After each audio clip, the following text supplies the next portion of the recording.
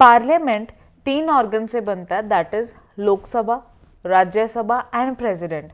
हम तीनों ऑर्गन्स को एक एक करके पढ़ेंगे। आज हम प्रेसिडेंट के बारे में डिस्कस करेंगे। आज के टॉपिक में जो हम कवर करेंगे that is basic about the president, qualification of president, election method, different powers, impeachment of the president, articles related to the president, amendments of president and president of India, and questions related to the president. Let's start with the video.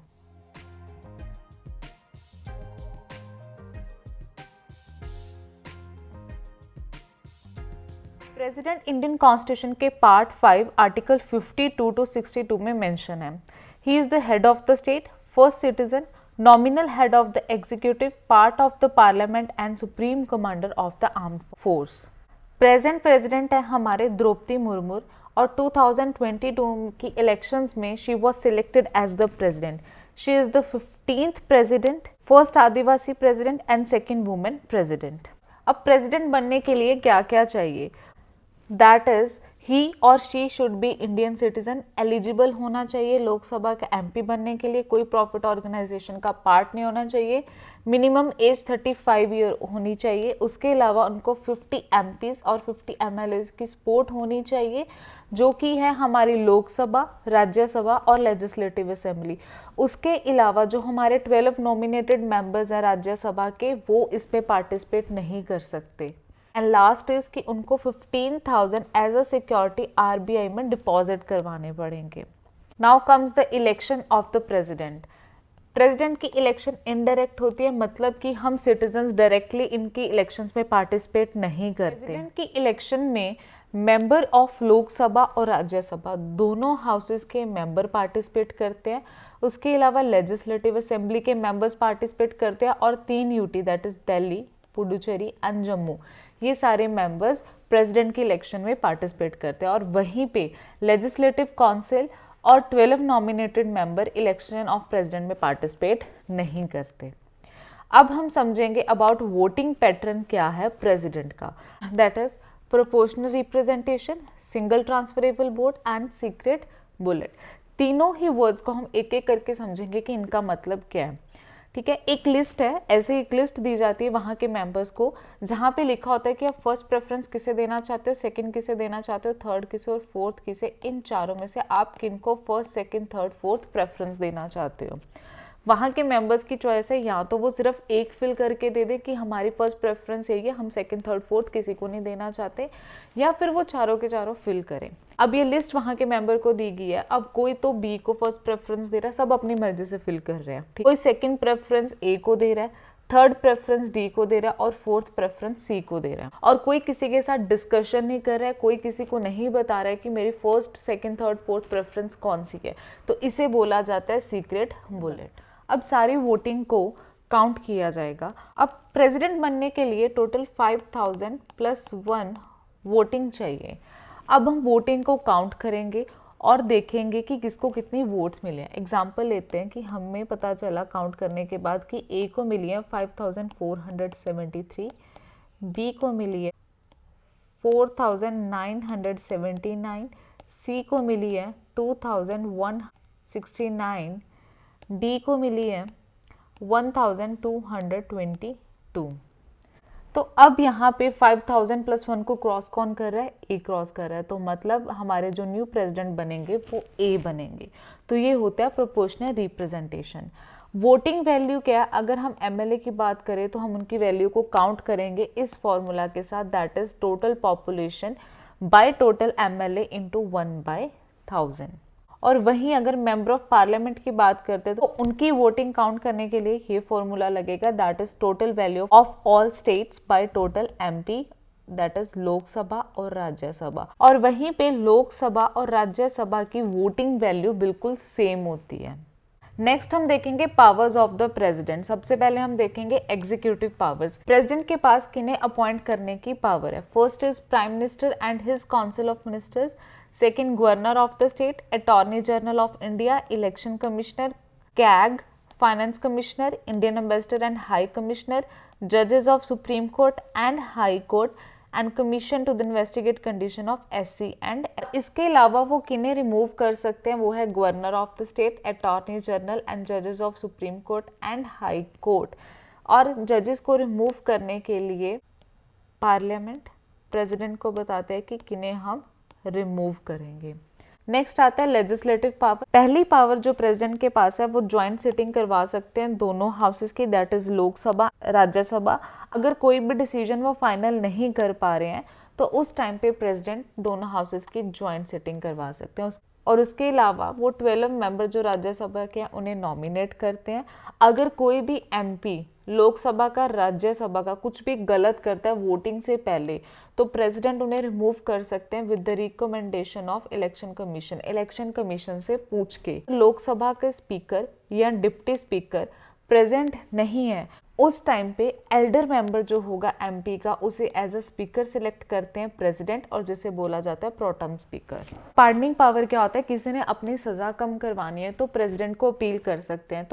तो pardoning power 5 तरह की होती है। First is pardon, second is remission, third is reprieve and fourth is commutation and fifth is respite. हम पांचों power को एक एक करके डिस्कस करेंगे। सबसे पहले पार्डन क्या होता है, कंप्लीटली आपकी सजा को खत्म कर देना और आपको फ्री कर देना, उसे बोला जाता है pardoning power. Next come the remission. Remission होता है कि आपकी सजा को कम करना, मतलब अगर आपको 5 साल की सजा मिली और आपने प्रेसिडेंट को अपील किया है तो जब आपके केस को वो स्टडी करते हैं तो वो आपकी सजा को 5 से 2 या 1 साल में कम कर देना, उसे बोला जाता है remission. Decreasing the sentence time, आपकी सजा को कम करना बट उसका कैरेक्टर चेंज ना करना। Next comes the reprieve. Reprieve होता है कि टेम्परेरी जो आपकी पनिशमेंट है उसको पोस्टपोन कर देना। मोस्टली ये डेथ पेनल्टी में होता है और आपको यहाँ पे टाइम दिया जाता है पार्डन करने के लिए। फोर्थ आता है क्यूमिटेशन। क्यूमिटेशन क्या होता है कि आपकी सज़ा जो है उसको कम करना। मतलब अब इन दोनों में डिफरेंस क्या है, यहाँ पे हमने सज़ा सेम रखी है, टाइम को डिक्रीज किया है। यहाँ पे हम सज़ा भी चेंज कर सकते हैं, जैसे जो यहाँ पे लिखे ना टाइप ऑफ द पनिशमेंट, तो हम पनिशमेंट के टाइप भी चेंज कर सकते हैं। अगर आपको उम्र कैद की सज़ा मिली है तो अगर आप पार्डन करते हो प्रेसिडेंट को तो क्या पता प्रेसिडेंट आपकी फांसी की सज़ा को कुछ साल में कर दें, जैसे 10 साल दे दी आपको या फिर आपको 5 साल की सज़ा दे दी, तो उसे बोला जाता है commutation. Replacing one form of punishment, एक जो फॉर्म आपको मिली है उसको रिप्लेस कर देना और उससे कम सज़ा देना। फिफ्थ आती है आपकी रिस्पाइट, जहाँ पे आपका कुछ स्पेशल रीज़न जैसे प्रेगनेंसी रीज़न हो सकता है या आपको फिजिकल डिसेबिलिटी हो सकती है, तो उस टाइम पे भी आपकी जो सेंटेंस है, आपकी जो सज़ा है उसे रिड्यूस कर देते हैं। Next comes the emergency power. तो हमारी 3 इमरजेंसीज लगती हैं और इमरजेंसी है हमारी, फर्स्ट इज नेशनल इमरजेंसी जो आर्टिकल 352 के अंडर है। Second comes the state emergency जो हमारे आर्टिकल 356 के अंडर है। Third comes the it's not national emergency, it is financial emergency. Financial emergency हमारे आर्टिकल 360 के अंडर आती है। Ordinance power. ऑर्डिनेंस पावर क्या होता है, ऑर्डिनेंस का मतलब क्या होता है, लॉ। ठीक है, अब पार्लियामेंट के 3 सेशंस होते हैं, budget session, monsoon session, winter session, जो हर 6 मंथ के बाद होते हैं। ठीक है, मतलब तीनों सेशन में 6 मंथ का गैप होता है। बट अगर इन 6 मंथ से पहले ही कोई इमरजेंसी आ जाए और कहीं पे लॉ इम्प्लीमेंट करना हो तो उस टाइम पे प्रेसिडेंट ऑर्डिनेंस पावर का यूज़ करके लॉ इम्प्लीमेंट कर सकते हैं, और ये तब ही पॉसिबल होगा अगर पार्लियामेंट के दोनों हाउसेस वहाँ पे प्रेजेंट नहीं है। नेक्स्ट आती है प्रेसिडेंट की वीटो पावर। वीटो पावर को मैंने लास्ट वीडियो में पूरी तरह से एक्सप्लेन किया कि कितने टाइप की वीटो पावर्स होती हैं और आज तक कितनी बार यूज़ हुआ और कौन कौन से प्रेसिडेंट ने कहाँ कहाँ उसका यूज़ किया हुआ है। प्रेसिडेंट ओथ वाइस प्रेसिडेंट के सामने लेते हैं, रेजिडेंस उनका राष्ट्रपति भवन है, और रिजाइन देना हो तो वाइस प्रेसिडेंट के सामने देते हैं। Total term of president is 5 years। Is impeachment of the president. Impeachment मतलब प्रेसिडेंट को रिमूव करना, और हम प्रेसिडेंट को रिमूव कर सकते हैं with quasi judicial procedure. President को रिमूव करने का कारण हो सकता है अगर उन्होंने कॉन्स्टिट्यूशन के किसी भी लॉ को ब्रेक किया तो। अब इम्पीचमेंट कोई भी हाउस डाल सकता है, इधर इट्स राज्यसभा और लोकसभा। एग्जाम्पल लेते कि लोकसभा ने प्रेसिडेंट को रिमूव करने के लिए बोला किया विद 1/4 मेजॉरिटी। जब वो रेजोल्यूशन अपने ही हाउस में पास करते हैं तो उसके बाद उन्हें 2/3 मेजॉरिटी चाहिए। जब वो 2/3 मेजॉरिटी भी साइन कर देती है प्रेसिडेंट को रिमूव करने के लिए, अब ये इम्पीचमेंट अगले हाउस में पास होगी राज्यसभा में, और राज्यसभा भी 2/3 मेजॉरिटी में उस इम्पीचमेंट में साइन कर देगी, तो तब प्रेसिडेंट को रिमूव किया जाएगा। ये नहीं है कि प्रेसिडेंट अपने लिए कुछ बोल नहीं सकते। जब ये प्रोसेस चल रहा होगा, रेजोल्यूशन पास होने के बाद प्रेसिडेंट को 14 डेज का नोटिस दिया जाएगा। 14 डेज में अगर उन्होंने प्रूव कर दिया कि वो गलत नहीं है तो वहीं पे इम्पीचमेंट खत्म हो जाएगी। अब आता है कि अगर प्रेसिडेंट रिमूव हो गए या खुद ही रिजाइन दे दिया तो उस टाइम पे उनकी सीट पे कौन बैठेगा, कौन उनके ऑफिस को होल्ड करेगा। तो उस टाइम पे वाइस प्रेसिडेंट एक्ट करते हैं as a president. By chance उस टाइम पे वाइस प्रेसिडेंट ने भी रिजाइन दे दिया या वो अपने ऑफिस में नहीं है, तो उस केस में chief justice of India act करते हैं एज अ प्रेसिडेंट। अब कुछ इंपॉर्टेंट आर्टिकल्स हैं प्रेसिडेंट के रिलेटेड, को एक एक करके हम उन्हें समझेंगे। 52 आर्टिकल है, वो बात करते हैं कि हमारे इंडिया में प्रेसिडेंट होना चाहिए। 53rd है जो, वो एग्जीक्यूटिव पावर की बात करता है। 54 आर्टिकल इलेक्शन ऑफ प्रेसिडेंट की बात करते हैं। 55 बात करते हैं मैनर ऑफ द इलेक्शन की। 56 आर्टिकल बात करते हैं टर्म ऑफ द प्रेसिडेंट। 57 बात करते हैं एलिजिबल फॉर री इलेक्शन, कि जो प्रेसिडेंट है वो दोबारा एलिजिबल है री इलेक्शन के लिए, अगर है तो क्या प्रोसीजर चाहिए। तो 58th कम्स की क्या क्वालिफिकेशन चाहिए प्रेसिडेंट बनने के लिए। 59th article talk about the condition of the president office. 60 article talk about the oath of the president. 61 talk about the impeachment of the president. वहीं आर्टिकल 62 बात करता है कि अगर वैकेंसी हो जाती है प्रेसिडेंट की पोस्ट में तो हम कितने टाइम तक दोबारा इलेक्शन करवा सकते हैं, री इलेक्शंस करवा सकते हैं उस सीट के लिए। 65 बात करता है कि प्रेसिडेंट वहाँ से रिजाइन कर दे या फिर इम्पीचमेंट की वजह से वहाँ पे ऑफिस खाली हो जाता है तो vice president act as a president. 72 बात करता है pardoning power of the president, जिसमें हमने 5 पार्डनिंग पावर देखी थी प्रेसिडेंट की। 7th बात करता है कि जितनी भी एग्जीक्यूटिव पावर्स हैं यूनियन गवर्नमेंट की, वो हर एक executive power name of the president, मतलब उनके साइन के बिना नहीं हो सकती, shall be exercised in the name of the president. 111 बात करता है अबाउट द वीटो पावर्स। 123 बात करता है about the ordinance power and 143 बात करते हैं कि प्रेसिडेंट कुछ केसेस में सुप्रीम कोर्ट से कंसल्ट करते हैं। अब हम देखेंगे कि आज तक प्रेसिडेंट को लेके कितनी अमेंडमेंट्स हुई हैं। सबसे पहले अमेंडमेंट हुई थी 24th अमेंडमेंट, जहाँ पे बोला था कि प्रेसिडेंट है जो वीटो पावर का यूज अमेंडमेंट बिल्स में नहीं कर सकते। सेकंड थी 42nd अमेंडमेंट। कांग्रेस पार्टी के टाइम पे क्या बोला गया था कि पीएम और काउंसिल ऑफ मिनिस्टर ने जो प्रेसिडेंट को बोल दिया, प्रेसिडेंट को वो काम करना ही पड़ेगा, उसके लिए प्रेसिडेंट मना नहीं कर सकते। वहीं पे 44th अमेंडमेंट है जो मोस्टली 44th अमेंडमेंट जो आया था ना 42nd अमेंडमेंट को चेंज करने के लिए आया था, और वहीं पे उन्होंने बोला था कि आप प्रेसिडेंट को बॉन्ड नहीं कर सकते किसी भी परफॉर्मेंस को करने के लिए, कि आप ये नहीं बोल सकते कि जो पीएम और काउंसिल ऑफ मिनिस्टर ने बोल दिया वो प्रेसिडेंट को करना पड़ेगा ही इज। अब हम देखेंगे आज तक हमारे जितने भी प्रेसिडेंट आए उनके बारे में देखेंगे। ये सबसे पहले आते हैं डॉक्टर राजेंद्र प्रसाद। हमारे पहले प्रेसिडेंट है doctor Rajendra Prasad.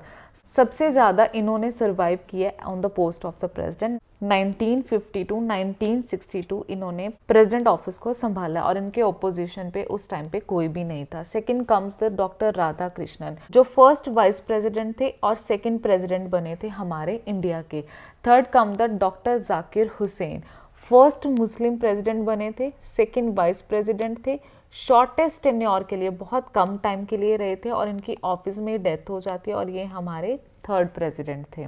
Fourth comes the VV Giri, vice president थे बट जैसे ही जाकिर हुसैन की डेथ हो जाती है तो वीवी गिरी एक्ट एज अ प्रेसिडेंट और ये फर्स्ट एक्टिंग प्रेसिडेंट बने थे हमारे इंडिया के। सेकंड कम्स द हिदायत उल हक, हिदायत उल हक हमारे चीफ जस्टिस ऑफ इंडिया थे, 11th chief justice of India थे और हमारे सेकंड एक्टिंग प्रेसिडेंट। और ये तब तक प्रेसिडेंट बने थे जब तक next elections next president select नहीं हो गए थे, that was VV Giri.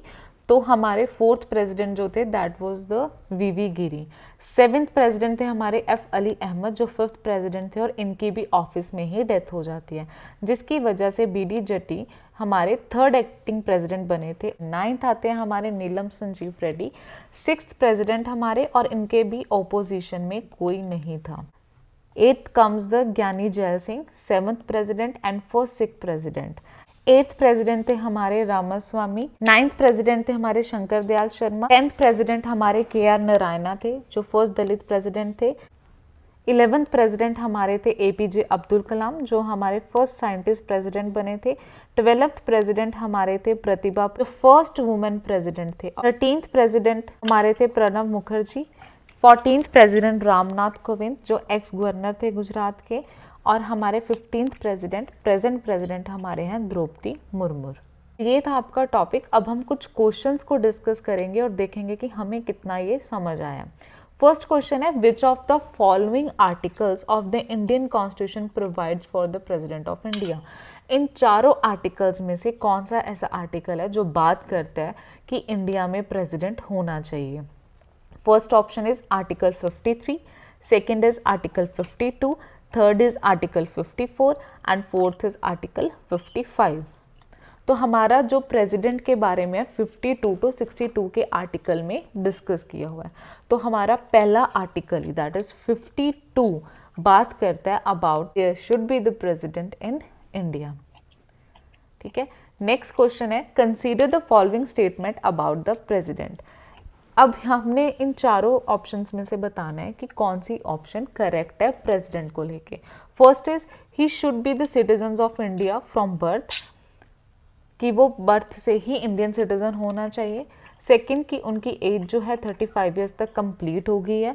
Third option comes वो क्वालिफाई होना चाहिए to be the member of the parliament, उनको सपोर्ट 20 पोजर्स और 20 स्कैंडर्स से मिलती है। कौन सा ऑप्शन ठीक होगा इनमें से? ऑप्शन बी कि उनकी जो एज है 35 ईयर्स होनी चाहिए। अब अगर किसी ने ऑप्शन ए को सिलेक्ट किया तो वो गलत है। क्यों? क्योंकि यहाँ पे लिखा है दैट ही शुड बी, वो सिटीजन होना ही चाहिए। और कब? जब वो पैदा हो जाए। ऐसा नहीं है। अगर हमने प्रेसिडेंट बनना है तो हमारे पास जस्ट इंडिया की सिटीजनशिप होनी चाहिए, चाहे वो 12 साल पहले आया चाहे 15 साल पहले आए, सिटीजनशिप होनी चाहिए तो वो प्रेसिडेंट बनने के लिए एलिजिबल है। ठीक है, उसके अलावा मेंबर ऑफ पार्लियामेंट बनने के लिए क्वालिफाई होने की बात हमने की ही नहीं है। हमने क्या बोला था कि अगर आपको प्रेसिडेंट बनना है तो आपको 50 प्रपोजर्स और 50 सेकेंडर्स की सपोर्ट चाहिए होगी। तो इसकी वजह से हमारा ऑप्शन जो है वो ये ठीक होता है, जहाँ पे हमने बोला था कि प्रेसिडेंट बनने के लिए एज आपकी 35 ईयर्स कंप्लीट होनी चाहिए। Next question, which of the following is the ground for the impeachment of the president. कौन सा ऐसा रीज़न है जिसके बेस पे आप प्रेसिडेंट को रिमूव कर सकते हैं? First is proved misbehaviour, second incapacity, third insolvency, fourth is violation of the constitution. तो इन चारों में से कौन सा आंसर ठीक है? Option D, that is violation of the constitution. अगर वायलेशन करते हैं कॉन्स्टिट्यूशन की तो आप प्रेसिडेंट को उसकी पोस्ट से रिमूव कर सकते हैं with 2/3 majority from both the houses. I hope आपको ये टॉपिक अच्छे से समझ आ गया होगा और आपके सारे डाउट्स क्लियर हो गए होंगे। Thanks for watching, see you in the next session.